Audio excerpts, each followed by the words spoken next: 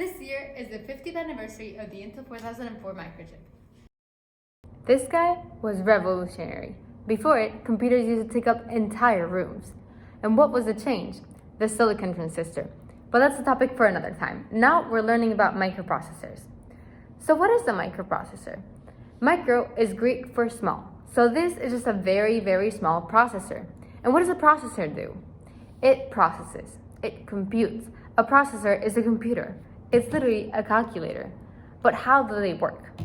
Let's look at the easiest example. So we're going to call this the single cycle processor. And this basically means that it performs all the operations in one clock cycle. And the clock is basically the computer's internal measure of time. So one clock cycle is the period. And you've probably heard about 1 gigahertz processor in the Mac. Well, that is the frequency. And like in physics, the frequency is 1 over the period. But anyway, if we want to make a computer, so we said something that calculates, then at the very least, we're going to need something that adds, right? Well, the good thing is that in electronics, we have a component that does that, and it's called the arithmetic logical unit. Arithmetic because it performs arithmetic operations, so like adding, and logical because it usually also does nots, ands, and ors. In our computer, we're also going to need something that holds the values that we want to add. And we're going to call this the register file because it registers the values that we want to add. Inside the register file, there are small units of memory called registers. These arrows to the left are control signals. We give our commands to the processor by passing in instructions with key words. For example, if we want to add two numbers that we have stored in the register 1 and register 0, and then store it in the third, we will tell the processor to add register 0 to register 1 and store it in register 2, because they start at 0. The first register is SA.